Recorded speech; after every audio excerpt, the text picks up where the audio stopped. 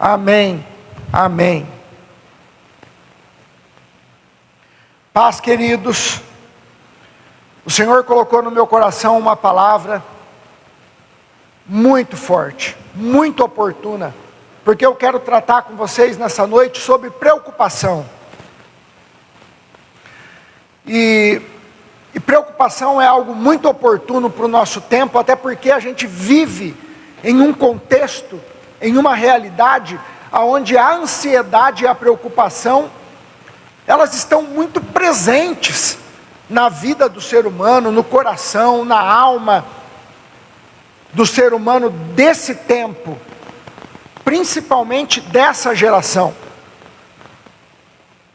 Então, vencer a preocupação é algo extraordinário, é algo no qual nós devemos nos atentar, porque a preocupação, ela invalida a paz, e a preocupação, ela é até criticada, ou melhor, ela é condenada pelo próprio Senhor Jesus, e é o que nós vamos ver aqui.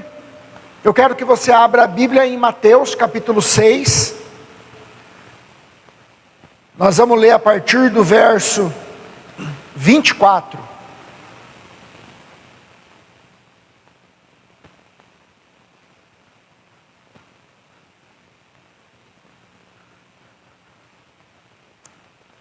A nossa oração é para que o poderoso Espírito Santo alcance com graça, consolo e paz o coração da família do nosso irmão Donizete, uma pessoa extraordinária que eu tive a honra de conhecer, e que agora nós sabemos com convicção que ele está em um lugar maravilhoso. Nós cremos, nós cristãos entendemos que quando um filho de Deus morre, ele imediatamente está na presença de Deus. É assim que nós cremos, e isso traz uma paz, um consolo ao coração de quem fica. A saudade aperta, o luto é muito tenso, o Espírito Santo consola. No processo do tempo, o Espírito estrutura, e usa esse tempo de luto para poder trazer maturidade, através do consolo. Mas saber que quem partiu está na presença de Cristo é algo que gera em nosso coração uma série de perguntas. Como será que está sendo? O que será que ele está vendo? Porque de fato, quem morre está com Deus. Quem dorme é o corpo dorme, será glorificado. Sabe por que o corpo será glorificado? Porque Cristo venceu a morte. Mas nosso irmão está na glória. Louvado seja Deus por isso. Mateus, capítulo 6.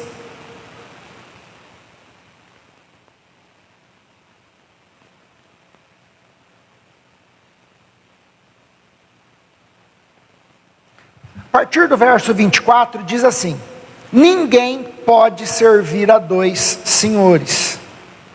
Odiará um e amará o outro, ou se dedicará a um e desprezará o outro.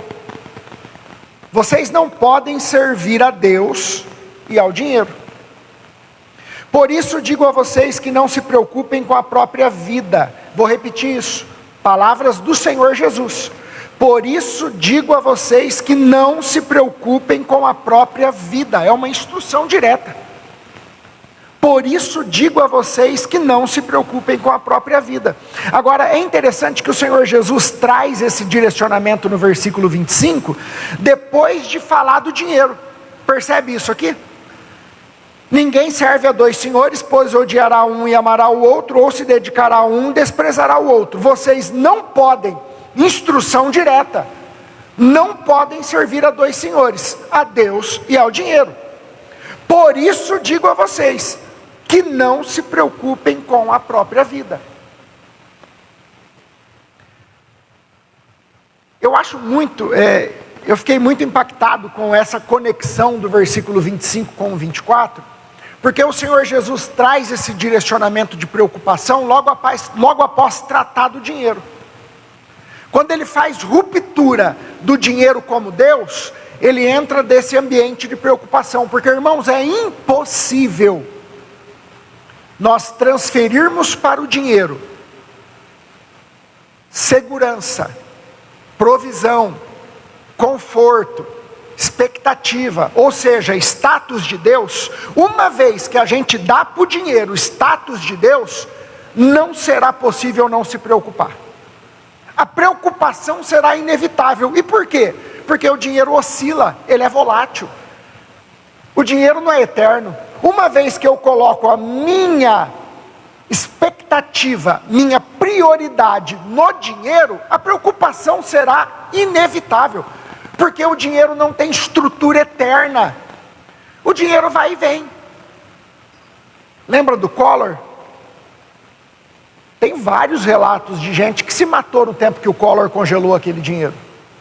Em grande escala de suicídio. Por que que isso se deu? Confiança, expectativa colocada no dinheiro. Medo de perder padrão. E isso é natural. Todo ser humano busca conforto, busca crescimento, busca segurança, busca provisão. Quem é que não se preocupa com a velhice? Todos nós temos preocupação com a velhice. Como é que eu vou estar? O que eu vou adquirir? Como é que vai estar a minha vida lá? Vou ter uma estrutura legal? A preocupação do amanhã é uma luta de qualquer ser humano. Principalmente a luta do cristão. E sabe por que que é uma luta? É uma batalha que nós travamos diariamente? Porque Satanás trabalha para trazer preocupação. Porque a preocupação anda na contramão da fé. E sem fé é impossível agradar a Deus. Sem fé não tem relacionamento com Deus. Porque aquele que se aproxima de Deus tem que crer que Ele existe, que é galardoador dos que o buscam. A preocupação, ela é um vírus para a fé.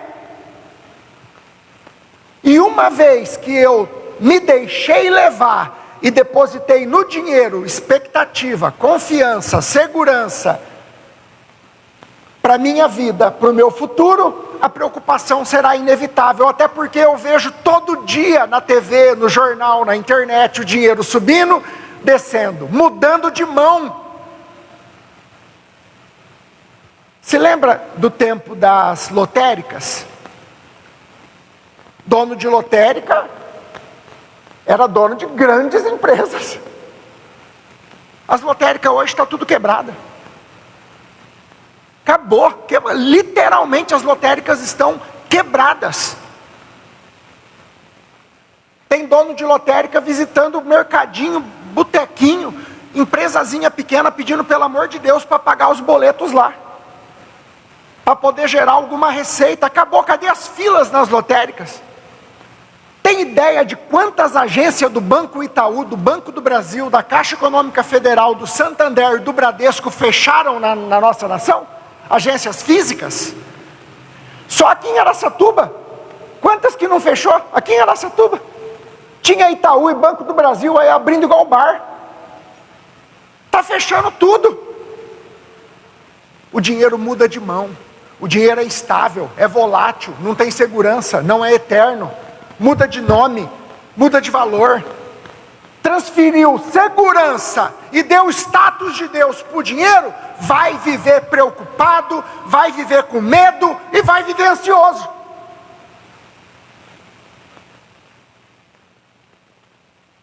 Quem é teu Deus? Eu quero dar alguma definição aqui de preocupação. Merinal, uma palavra grega, significa mente dividida, coração fragmentado. É quando você está presente, mas a cabeça está longe. Preocupação. O corpo está aqui, a mente está no problema. Pode estar acontecendo isso com um de nós aqui. Estou aqui com o corpo, mas a cabeça está no problema, está no boleto que venceu, está na situação que eu vou enfrentar amanhã no trabalho. Você não consegue se conectar. Preocupação. 3 sintomas práticos, reais da preocupação na vida do ser humano. Mente acelerada. Não consegue desligar. Mente. trabalhando, os neurônios 1 milhão por hora, a mente não para. Pensa no mesmo problema o dia inteiro. Acontece isso aqui ou não? É ou não é? O dia inteiro. Incapacidade de descansar. Segundo, não descansa. Está parado, está sentado, mas não está em paz, não descansa.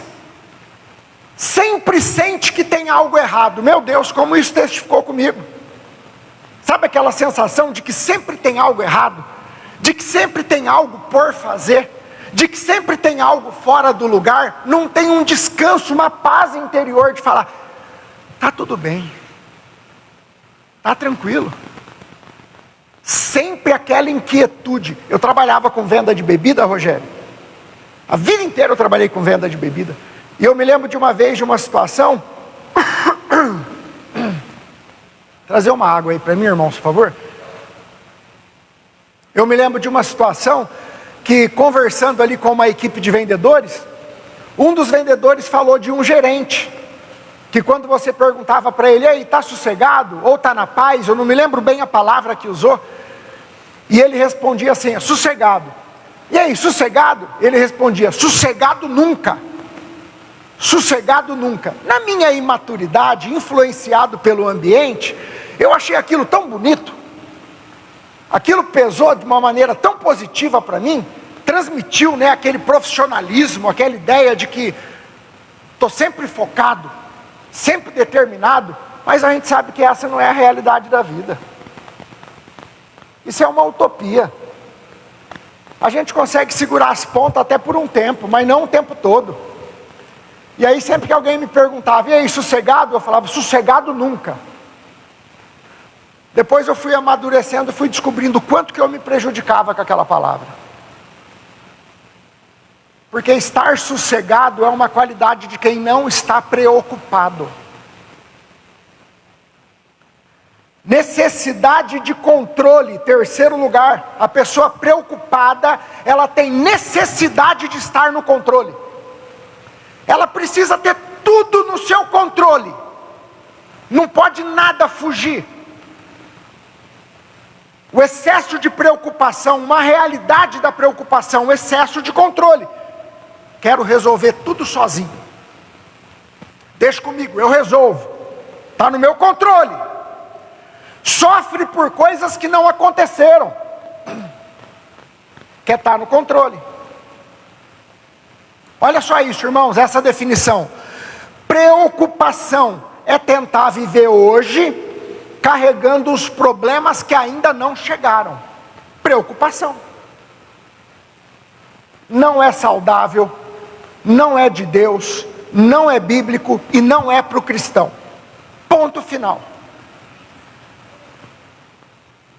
Mas a preocupação faz parte da vida. O Senhor Jesus disse em Mateus 6,25, não vivam preocupados com a sua vida. São palavras do nosso Senhor, do nosso Salvador. Não vivam preocupados com a sua vida. Agora eu entro numa pergunta-chave aqui. Quais são as suas prioridades? Porque é isso que o versículo 24 está tratando. Se a tua prioridade, se o teu foco, se a tua essência, se a tua estrutura estiver no dinheiro, as tuas prioridades de vida vão girar em torno daquilo que você depositou fé e esperança. Independente da fé e da religião e do que a pessoa se diz ser, quando você estabelece um princípio, estabelece uma base, uma estrutura, a tua fé, a tua expectativa e o teu foco vai ser dirigido para lá. E o que é Deus na vida do homem? É aquilo que você estabelece como ídolo.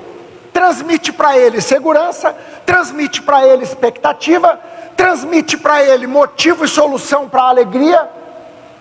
Virou teu ídolo, virou teu Deus. Então prioridade é algo chave para determinar o tipo de expectativa que você vai ter da vida. As expectativas que temos da vida A concepção e os pressupostos que carregamos como seres humanos com relação à vida, sempre vai estar linkado à minha origem de fé e esperança, que vai ser definida pelo quê? Pelas minhas prioridades.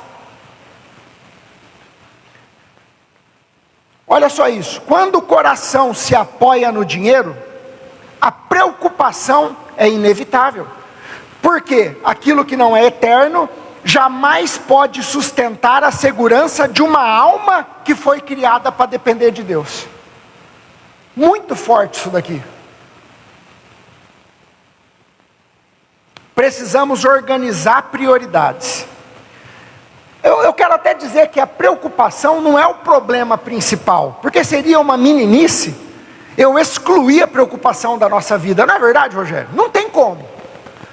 Como que eu excluo totalmente a preocupação da minha vida? Não dá.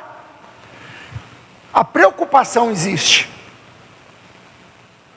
O problema da preocupação é quando ela não descansa na dependência.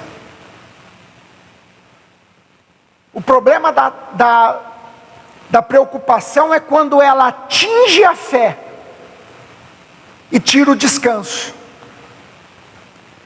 Aí é um problema. Ouve bem isso que eu vou te dizer. Quando você estiver enfrentando uma luta, um problema e uma adversidade, faça duas perguntas. Primeiro, isso está acontecendo por conta de uma negligência minha? Isso está acontecendo por conta de algo que eu tinha que fazer e não fiz? Isso está acontecendo porque eu procrastinei? Isso está acontecendo porque eu tomei a decisão errada? Se for, peça perdão, com sinceridade diante de Deus, se arrependa e o Senhor vai te levantar. Se não for, se for algo circunstancial, que chegou na tua vida como uma tempestade, descanse porque o Senhor está no controle. Percebe? Dos dois jeitos tem saída. Dos dois jeitos tem escape. Dos dois jeitos tem provisão. Satanás acusa, Jesus estende a mão. Essa é a vida cristã. Então, a preocupação não é o problema principal. Preocupação é o sintoma de um coração desalinhado. É aqui que está. Preocupação é sintoma de um coração que depositou fé no Deus errado. De uma estrutura onde eu fundei a minha vida, a minha esperança, a minha fé. Com base na estrutura que eu estabeleci para colocar a minha alma e as minhas expectativas, é que eu vou poder experimentar o descanso ou a preocupação. Coração dividido, prioridade errada. Prioridade errada, foco deslocado. Resultado, ansiedade, medo, preocupação. Essa questão de prioridade é tão forte, eu mexo com casamento, né? Quero falar um pouco de casamento aqui. Tem dois públicos, dois focos, duas prioridades. Tem o casamento onde os noivos estão preocupados com a presença de Jesus na festa. É lindo, pastora. E é real, acontece nos dias de hoje. É bem verdade também que nos dias de hoje acontece uma baixaria em casamento de crente. É verdade também. Tem a cerimônia linda, o pastor ora, mas na hora da balada tem el tchan, tem reboladinha na garrafa, tem tudo. O pau tora mesmo. Cachaçaiada, o pau tora. Não dá para saber se é festa de crente ou se não é. Porque aquele, tem que separar as coisas, né, irmão? Ali é o momento da diversão. Aí cada um tem a sua mente, né? Mas existem casais que priorizam a presença de Jesus na festa. A cerimônia, o cuidado. E por que eles têm esse cuidado, essa prioridade? É a fé, é a palavra, é a presença, é o zelo, é a comunhão. Porque eles sabem que a festa passa. Eles sabem que aquele momento acaba. E depois de um ano, Quando acordar do lado do outro com o bafo, com o cabelo desarrumado, enfrentar as dificuldades financeiras, os problemas, os BO, o filho, a escola, as contas, as buchas. Quem que vai sustentar o momento ruim? A baladinha? O entretenimento? Ou a presença de Deus que foi guardada, protegida? Tem casal que não está nem aí com nada. É entretenimento, é festa, é bebida, é o telão, é a pista de LED, é a mesa de samba, é a dupla, é a banda, é o regaço. Prioridade. Qual que é a sua prioridade?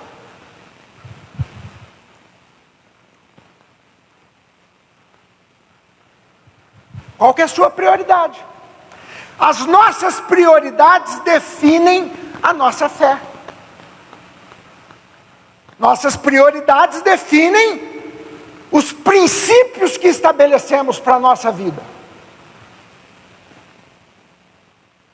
E não venha reclamar de preocupação quando você depositou a tua fé no lugar errado. Porque a preocupação é só um sintoma.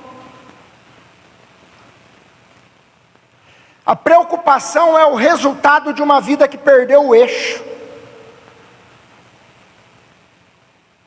que perdeu a essência.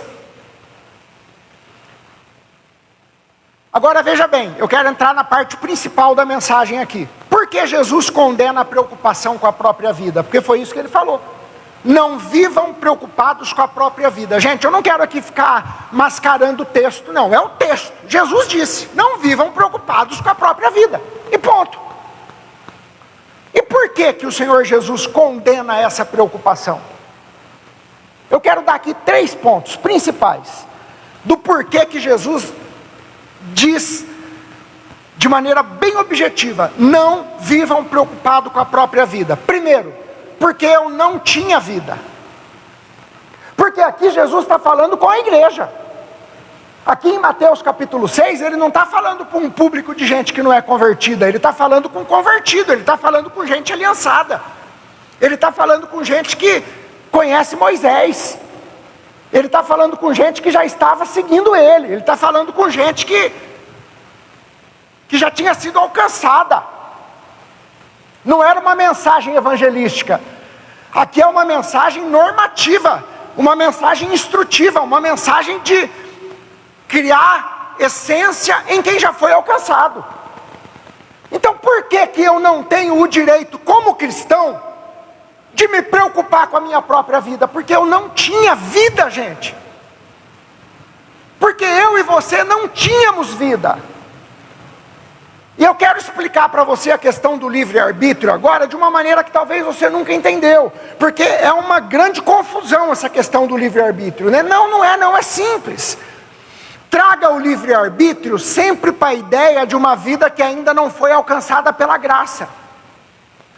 Uma vez que o homem não foi alcançado por Cristo, pelo Espírito, através da graça, ele tem 0 de livre-arbítrio no que se diz respeito à salvação e a buscar a Deus. O homem natural, ele não tem condições de acessar o santo.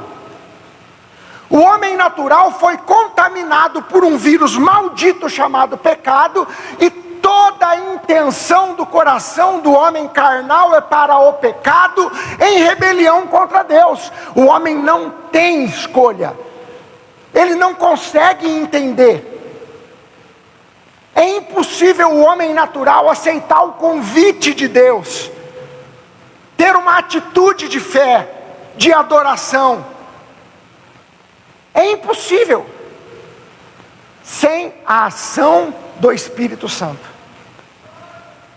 É impossível. Olha só, vida não é produzida, é recebida. Efésios 2, 1, 5. Antigamente vocês estavam espiritualmente mortos, por causa das suas faltas e dos seus pecados. De fato, todos nós éramos como eles e vivíamos de acordo com a nossa natureza humana. Mas a misericórdia de Deus é muito grande. O seu amor por nós é tanto, que quando estávamos espiritualmente mortos, Ele nos trouxe para a vida, juntamente com Cristo. Pela graça de Deus, vocês são salvos. Não tinha vida. Como é que você acha que tem o direito de se preocupar com algo que você não tinha e ganhou? Não tem sentido. Você não tinha condição nenhuma de conquistar, ganhou e agora se preocupa querendo preservar. E percebe que aqui, em hipótese alguma, eu estou trabalhando a ideia da passividade. De que uma vez que eu fui alcançado pela graça, eu posso viver com o meu bracinho cruzado, deitado na rede, esperando alguém me trazer água de coco. Não estou falando disso. Que fique bem claro. Eu não tinha vida, eu estava morto. Deus me deu vida. Eu fui alcançado de graça, não dependeu de mim. Quem de nós aqui pode se colocar de pé e dizer, não, no meu caso eu fui alcançado, porque Deus viu que eu tenho um coração bom? Quem de nós pode destacar um comportamento, uma atitude minha, que dê justificativa para a graça ter me alcançado? É graça, é favor imerecido. Eu não tinha vida. O homem não pode buscar a Deus. Romanos 3, 10 e 12. Como dizem as Escrituras Sagradas, não há uma só pessoa que faça o que é certo. Não há ninguém que tenha juízo. Não há ninguém que adore a Deus. Todos se desviaram do caminho certo. Não há mais ninguém que faça o bem. E olha como ele termina dizendo, não há ninguém mesmo. Olha o nível de destaque que o apóstolo dá. Não fui eu que comecei, não fui eu que busquei, não fui eu que alcancei, eu fui alcançado. Eu fui resgatado. Eu não tinha vida. Eu nasci no pecado e por conta do pecado eu estava caminhando em direção à morte. Deus me alcançou de graça, eu não tenho direito de viver preocupado com uma vida que eu não tinha e que me foi dada. A vida vem da ação de Deus, João 1, 12, 13. Alguns creram nele e o receberam. A estes lhe deu o direito de se tornarem filhos de Deus. Eles não se tornaram filhos de Deus por meios naturais. Meu Deus! Foi Deus quem lhes deu essa nova vida. A nova vida não é uma conquista da nossa inteligência, da força do nosso braço. A nova vida é uma intervenção da graça pelo Espírito. Eu não tinha vida, recebi vida. Eu só tenho que me alegrar com a vida que eu recebi, não me preocupar. A preocupação com a própria vida perde o sentido quando entendemos que a vida que temos foi dada por Deus e não construída por nós. Eu vou fazer questão de repetir. Analise isso, guarda no seu coração essa frase. A preocupação com a própria vida perde o sentido quando entendemos que a vida que temos foi dada por Deus, não construída por nós.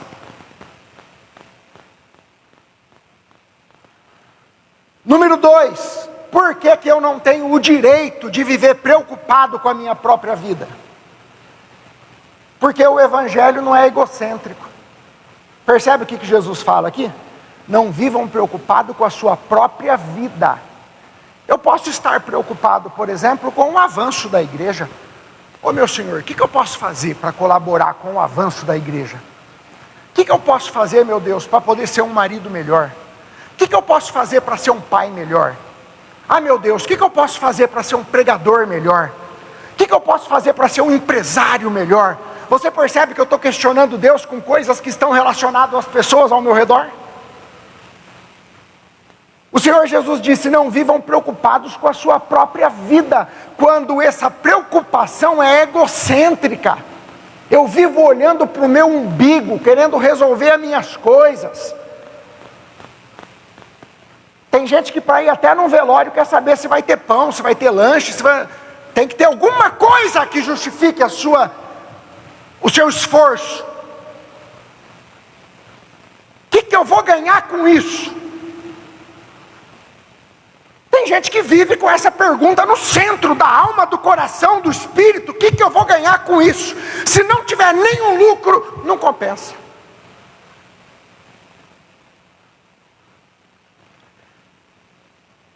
A preocupação centrada na própria vida vai na contramão do Evangelho.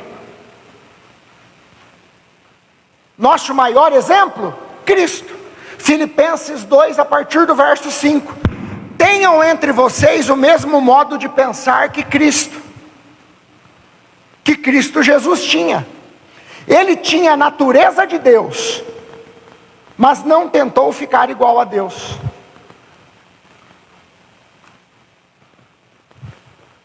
Pelo contrário, abriu mão de tudo que era seu e tomou a natureza de servo, tornando-se assim igual aos seres humanos.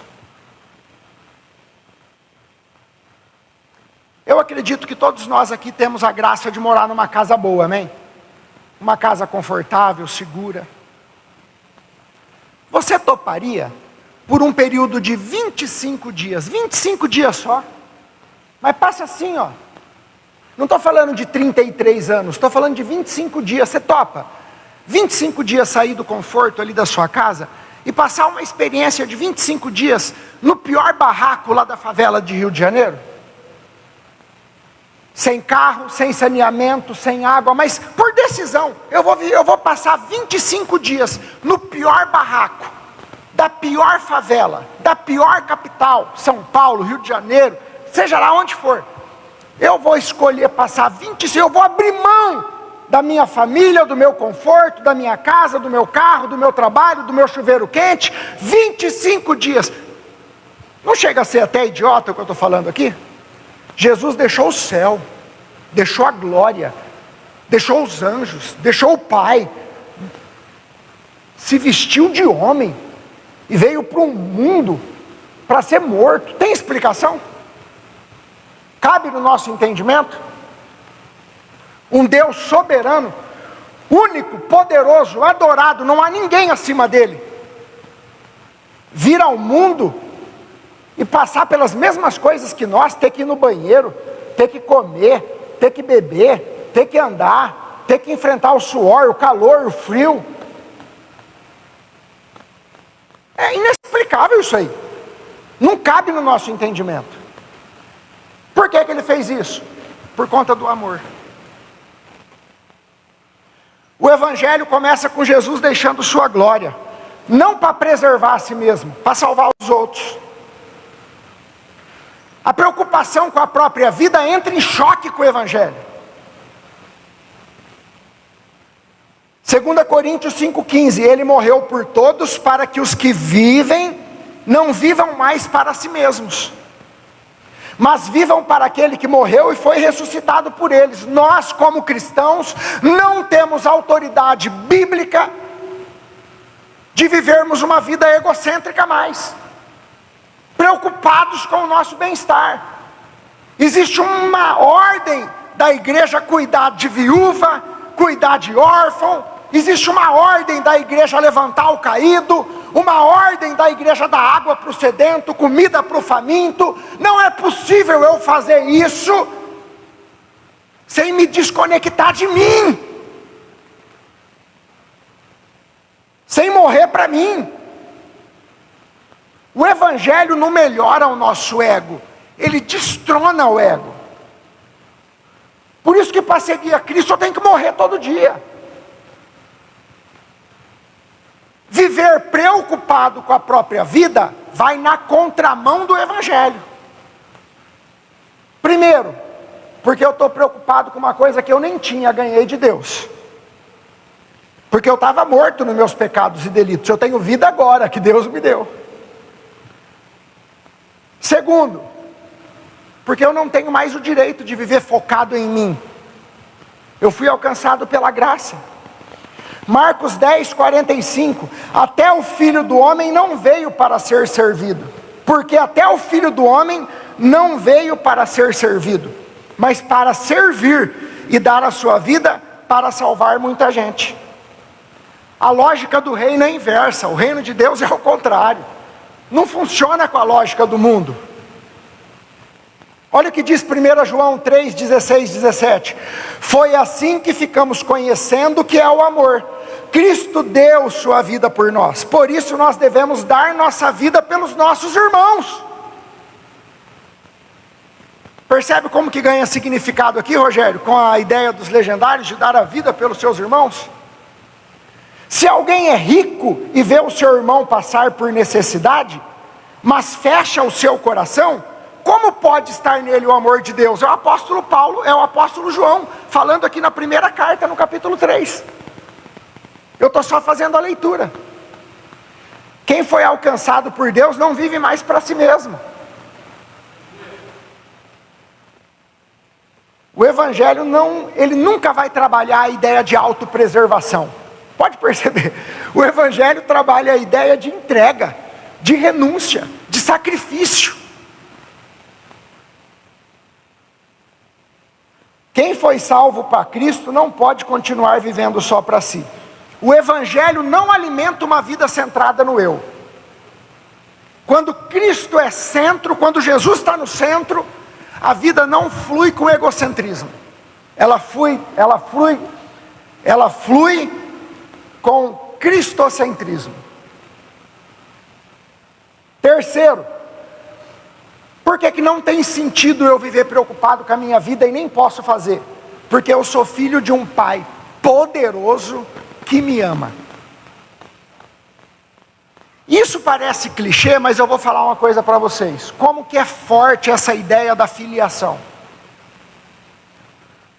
Isso é muito forte porque todos nós carregamos resquícios na alma, em algum nível de fragmentação de filiação por conta de relacionamento com pai, relacionamento com mãe. Tudo isso interfere diretamente na maneira como nós enxergamos a Deus. Por isso que o conhecimento da Bíblia, o conhecimento teológico é fundamental para a vida do cristão, porque é através do conhecimento bíblico que o Espírito Santo vai reestruturando a mente de Cristo em minha mente. Vai limpando os traumas, arrancando as feridas, removendo os medos, tirando os pressupostos. Uma coisa é você saber, eu tenho um Deus que me ama. Outra coisa completamente diferente é você viver como um filho amado. E sabe qual é uma das evidências de um filho que não vive com o amor do pai? Preocupação, medo, insegurança. Você se desdobra em 38 para poder resolver do teu jeito. É só quando realmente não dá, que você não tem mais nada para fazer, que você pede ajuda do pai. Mas você quer fazer do teu jeito até onde dá, porque você não quer incomodar. Porque você quer ser aceito. E você aprendeu que quem dá problema é rejeitado. Porque na fase que você mais precisou, você não teve o auxílio que necessitava. Aprendeu a se virar sozinho a vida toda. E agora, mesmo sabendo, mesmo entendendo que tem um Deus que é Pai, que te ama, você continua se virando sozinho porque ainda não aprendeu o poder de uma filiação que descansa. Então vive preocupado, vive com medo, vive inseguro. A preocupação com a própria vida perde o sentido quando eu entendo quem eu sou e principalmente quem é o meu pai. Lembra de Elias? Parou de chover? Quem que sustentou Elias ali no riacho? Deus. Quem que mandou Elias para a casa da viúva? Deus. Quem que multiplicou a farinha na casa da viúva? Deus.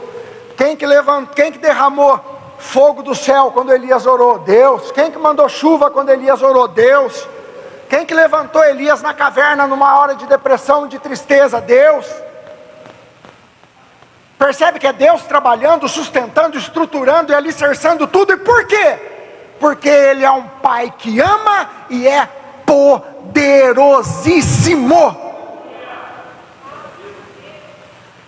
Não faz sentido nenhum um cristão viver preocupado diante da realidade de que ele foi alcançado por Deus Pai, aceito como filho, porque em Cristo nós fomos adotados.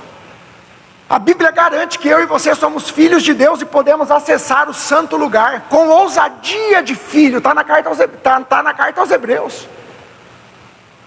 Fomos enxertados na videira, co-herdeiros com Cristo. Somos filhos legítimos do Pai. Romanos 8, 15 e 16 diz: o Espírito que vocês receberam não os torna escravos, para que vocês vivam com medo. Pelo contrário, o Espírito os torna filho de Deus, e pelo poder do Espírito dizemos com fervor a Deus: Pai, meu Pai. Abba Pai significa Pai de perto, Pai que está junto, Pai que assiste, Pai que acompanha, Pai que dá a mão. Eu tenho uma palavra para você. Talvez você não teve paternidade, não teve uma figura paterna, não teve cuidado de pai e de mãe, não teve ninguém que segurou na tua mão, a vida inteira você esteve sozinho. Mas através de Cristo, você pode ter um Pai que te sustenta, que te ancora, que te ampara, que te assiste, que te ama.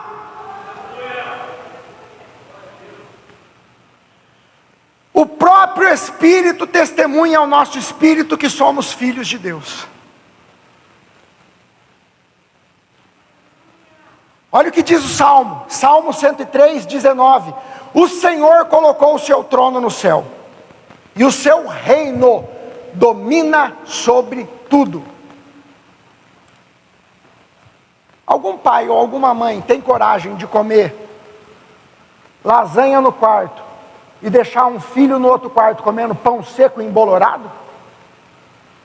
E Jesus disse: se vocês que são maus sabem dar boas coisas aos vossos filhos, quanto mais o vosso Pai que é bom, que está no céu, não dará boas coisas aos filhos que lhes pedem? O nosso Deus é poderoso, Ele tem o trono do céu e domina sobre tudo. Ele governa tudo, nada foge do seu controle. Olha o que diz Lamentações 3, 22 e 23. O amor do Senhor não acaba, e a sua bondade não tem fim. Esse amor e essa bondade são novos todas as manhãs, e como é grande a sua fidelidade. Deus é fiel, Rogério. Ele é fiel para te sustentar no momento mais difícil. Ele é fiel e te ama. Ele é fiel, te ama e é todo poderoso. O nosso Deus é o único que carrega os atributos da onipotência, tudo pode. Onisciente, tudo sabe. Onipresente, está em todo lugar. Ele é soberano e todo poderoso. Ele é fiel, Ele é bom, Ele não falha, Ele me ama e Ele é meu Pai. Eu não tenho por que me preocupar. 1 Pedro 5,7. Entreguem todas as suas preocupações a Deus, pois Ele cuida de vocês. Ou você confia no Pai que governa tudo, ou vai viver tentando sustentar sozinho uma vida que nunca esteve no seu controle. Ou você confia no Pai que te ama, poderoso, que sustenta tudo, ou você vai viver preocupado, tentando sustentar uma vida que você não criou e que nunca teve no teu controle.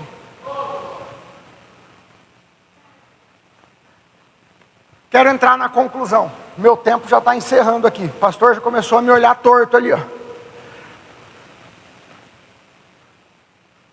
Agora eu quero concluir dizendo, como vencer a preocupação? Vocês concordam comigo que a palavra veio de encontro ao nosso coração, revelando preocupação? Mostrando por que eu não devo viver preocupado? Mas aí surge uma pergunta, irmão, como que eu faço para fazer isso na prática? Eu quero aprender a viver como um filho. Eu quero descansar. Eu quero realmente, de fato, viver esse descanso. Até porque, de fato, a vida que eu tenho foi Deus que me deu, eu não tinha. De fato, eu não tenho o direito de viver preocupado com a minha própria vida, porque eu sou cristão. Eu tenho um Pai poderoso que me ama e é fiel. Então, como que na prática eu consigo destruir essa preocupação, quebrar essa ansiedade e viver em paz no Espírito? Essa paz que Jesus dá, que o mundo não pode dar. É extraordinário, porque o Senhor Jesus falou isso no tempo da Pax Romana. A Roma ostentava a ideia da paz, Pax Romana, uma falsa paz, imposta com morte, imposta com violência, imposta com suborno, imposta com tributos e taxas, uma falsa paz. Aí Jesus entra naquele contexto e diz: a paz que eu dou, o mundo não pode dar, porque ela não está presa na circunstância, ela está presa na eternidade. Então, como é que eu faço para vencer, para poder aplicar isso na prática? Como que eu venço a preocupação? Está no mesmo capítulo, no versículo 33 e no versículo 34. Vamos ler? Olha só. Mateus capítulo 6, versículo 33 e 34. Busquem, pois, em primeiro lugar, o reino de Deus e a sua justiça, e todas essas coisas serão acrescentadas a vocês. Portanto, não se preocupem com o amanhã, pois o amanhã trará suas próprias preocupações. Basta cada dia o seu próprio mal e o seu próprio problema. Então eu quero caminhar para o encerramento, para a conclusão, dizendo que a primeira atitude para vencermos a preocupação na nossa vida é buscarmos em primeiro lugar o reino de Deus. E vocês percebem que eu criei uma conexão aqui com a introdução? Porque eu comecei a introdução dizendo que o problema da preocupação não é ela em si, é a minha prioridade mal direcionada. Eu direcionei errado o meu foco, minha prioridade, minha energia e minha fé, e trouxe para a minha vida a preocupação. Quando eu reorganizo as minhas prioridades, eu redefino os sintomas da minha alma. Então, quando eu entendo que o reino de Deus tem que ser priorizado na minha vida, automaticamente a preocupação começa a se destruir na base, vai perdendo força. Sabe por que dá problema de canal? Sabe o que é dor de canal? Alguém aqui já teve dor de canal? Não é do céu aquilo, né? O problema do canal é a raiz, é a base, é onde não dá para ver. Quando eu começo a priorizar o reino de Deus, a sua justiça, eu direciono para o reino de Deus, para Jesus, o meu foco, minha energia, minha fé e minha esperança, a base, não acontece de um dia para o outro, gente, mas a base que foi formada na minha vida de preocupação começa a ruir por baixo, como uma doença, como um mofo. E todo dia cai um pedacinho desse castelo de preocupação. Todo dia ele vai se ruindo, se ruindo, se ruindo. Agora eu quero fazer uma pergunta dentro de outra pergunta. Mas como que eu faço para buscar em primeiro lugar o reino de Deus? Porque isso se tornou muito genérico, muito subjetivo. Todo mundo fala sobre isso hoje. Busque a Deus em primeiro lugar. E aí abre um leque de um monte de interpretação. Porque cada um pode buscar de um jeito. Afinal de contas, nesse tempo de relativismo que a gente vive, cada um tem o seu Deus. Cada um tem sua verdade. Cada um acredita do jeito que quer, direciona do jeito que quer.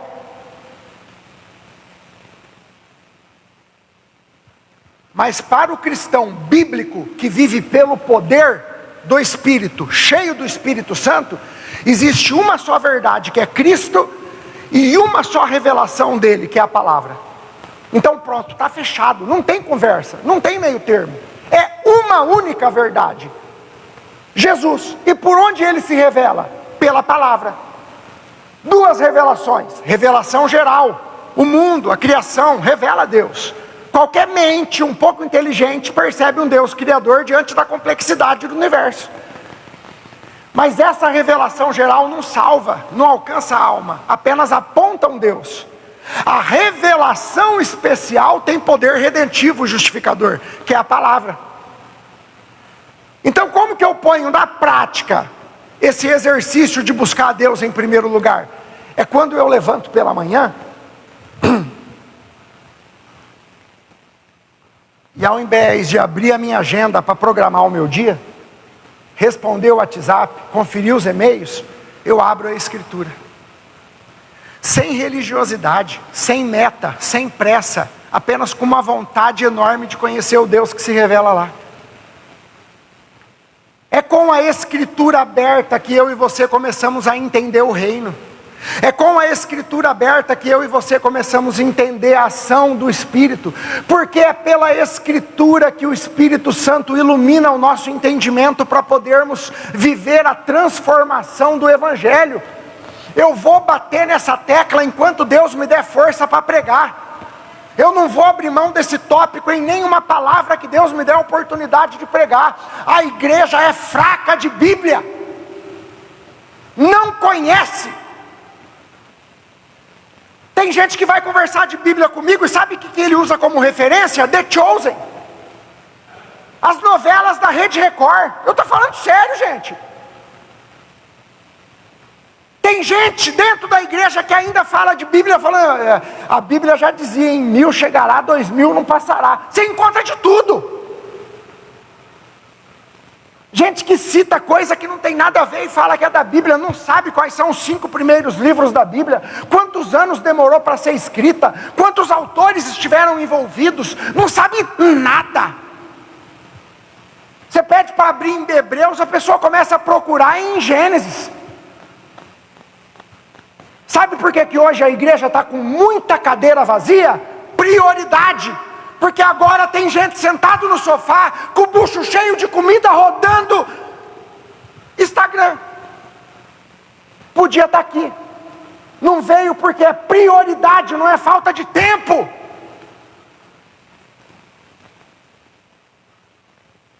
E quer experimentar a paz de Deus? Prioridade. Nós estamos num culto de quarta-feira com 5 pessoas, com espaço para 200. Onde é que está esse povo? Não tem tanta gente falando que a igreja brasileira, a igreja evangélica brasileira explodiu, cresceu? A igreja evangélica brasileira cresceu porque está cheio de gente indo atrás de pão e de peixe. As pessoas querem os milagres de Jesus, e não a transformação que o Espírito tem para dar. E a transformação vem pela pregação do Evangelho, a Bíblia aberta. A Bíblia tem que ser aberta. Não é sentimento, não é intenção, não é discurso. Salmo 1, verso 1 e 2. Feliz aquele que não segue o conselho dos maus. Pelo contrário, encontra prazer na lei do Senhor e nela medita dia e noite. Josué 1:8, não deixe de falar as palavras deste livro da lei e de meditar nelas dia e noite, para que você cumpra fielmente tudo que nela está escrito. Quarta-feira que vem, pastor, faz uma galinhada aqui para dar para o povo. Coloca aí nas redes sociais e põe um segurança lá na entrada, porque não vai dar conta de caber. Porque é isso que o ser humano quer, a gente quer encher o bucho, quer alimentar a carne, quer um lugar de conforto.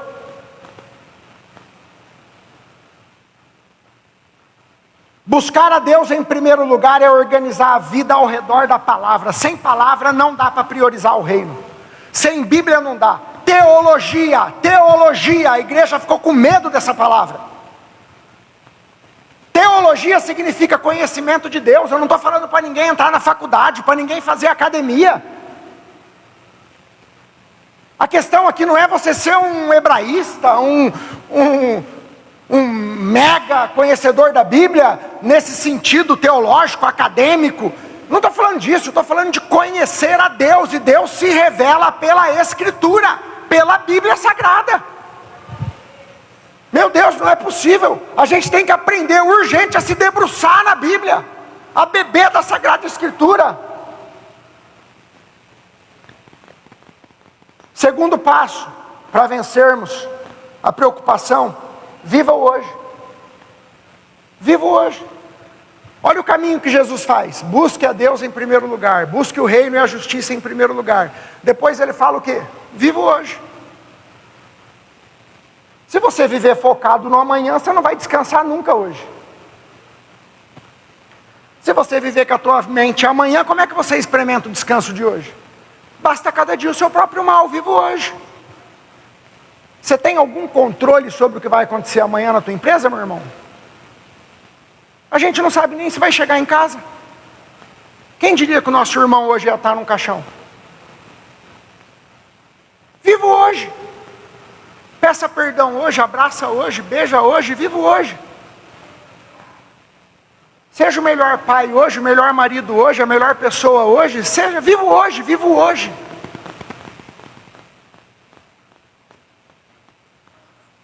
Eu tenho dito para o meu coração assim: Deus não me deu o amanhã, Deus me deu hoje.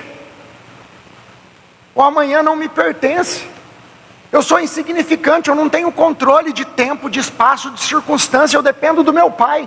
Eu vou confiar nele e vou viver o hoje, entregando o meu melhor, sem mediocridade. Eu vou dar o meu melhor, eu vou buscar ele com toda a força que eu tenho, com todo o entendimento que eu tenho. Eu vou amar a Deus acima de todas as coisas e o meu irmão como a mim mesmo. Eu vou me esforçar para colocar isso em prática. Vou viver o hoje e vou descansar sem me preocupar. É um direito que Deus me deu. Eu posso descansar sem culpa. E como que é difícil romper essa barreira, gente, porque houve um tempo da minha vida que chegar em casa, fora do horário, ir para casa à tarde e deitar na cama, eu me sentia um vagabundo. Eu me sentia a pior pessoa do mundo. Eu não conseguia descansar. Tinha que estar no meu controle, eu tinha que estar produzindo, eu tinha que estar fazendo. Era uma necessidade de aceitação o tempo todo. E a minha aceitação estava sempre conectada com a minha produção, com a minha produtividade. Gente que quer parecer produtivo demais é pessoa que tem problema com aceitação. E como que está sendo difícil até hoje, o Espírito Santo está desmontando essas barreiras dentro de mim. Estou sendo trabalhado ainda, estou num processo. Vocês não têm ideia da dificuldade. Salmo 118, 24. Este é o dia que o Senhor fez. Alegremo-nos e fiquemos felizes nele. É hoje, é esse momento aqui, esse momento é nosso. O hoje é provisão de Deus. Quem vive no amanhã perde o hoje. A ansiedade é vencida quando eu paro de tentar viver dias que ainda Deus não me deu. Vamos aprender a descansar hoje. Ouça bem o que eu vou te dizer, eu quero encerrar aqui. Quando Deus ocupa o primeiro lugar, a preocupação perde o controle. Porque a vida deixa de estar nas minhas mãos e passa a descansar nas mãos do meu Pai. Ele sabe o que é melhor para mim. Eu tenho um Pai que me ama, que me escolheu de graça, que deu seu único filho por amor a mim. Eu tenho um Deus que deixou a sua glória por amor a mim. Eu tenho um Deus que por amor a mim permanece aqui me consolando, me ensinando, intercedendo por mim. Deus Pai, Deus Filho, Deus Espírito Santo, um único Deus que em 3 pessoas se manifesta com amor, com graça, com bondade, com misericórdia, com poder em favor dos que são seus. E você é dele. Então descanse e mande a preocupação embora. No nome de Jesus. Fique de pé, vamos orar. Vem aqui, pastora, fazer uma oração com a gente.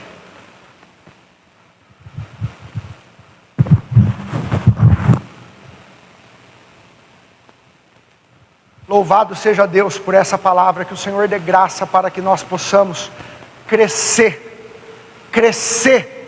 na dependência de Deus. Ô meu Pai, Santo Espírito,